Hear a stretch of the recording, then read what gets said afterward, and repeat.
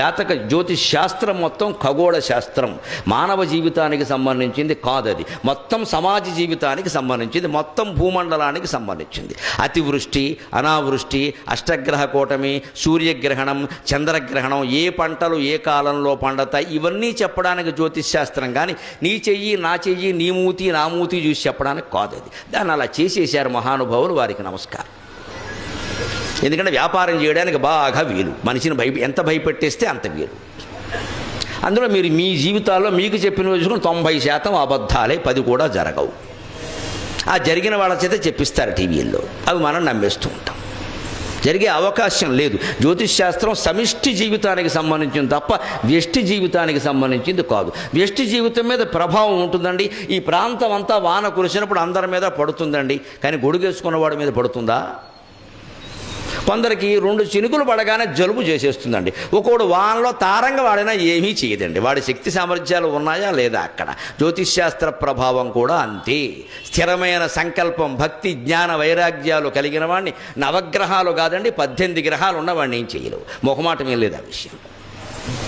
వెంకటేశ్వర సుప్రభాతం సహా అన్నింటిలో ఉంటుంది, మీ ధైర్యం కోసం చెబుతున్నా. సూర్యందు భౌమ బుధ వక్పతి కావ్య సౌరి స్వర్భానుకేతు దివిషత్ పరిషత్ ప్రధానాగ త్వద్దాస దాస చరమావతి దాస దాసాక శ్రీ వెంకటాచలపతే తవ సుప్రభాతం. సూర్యుడు, ఇందు చంద్రుడు, భౌమ కుజగ్రహం, బుధగ్రహం, వాక్పతి బృహస్పతి, కావ్య శుక్రగ్రహం. సూర్యందు భౌమ బుధ వాక్పతి కావ్య శౌరి, సూర్యుని కుమారుడైన శనీశ్వరుడు శౌరి అంటే. స్వర్భాను రాహువు, కేతు, నవగ్రహాలు. ఇంతకు మించిన 10వ గ్రహం ఏది లేదు. 10వ గ్రహం ఎవడైనా ఉంటే ఈ జాతకం చెప్పించుకుని వాడే 10వ గ్రహం.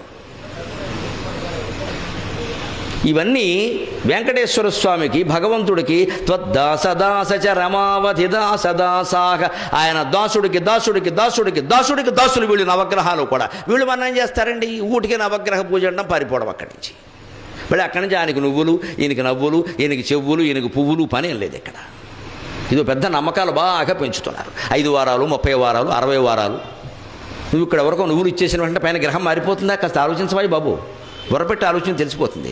నీ నువ్వులకి ఆ గ్రహం ఎలా మారుతుందండి? ఎందుకు మారుతుంది అసలు?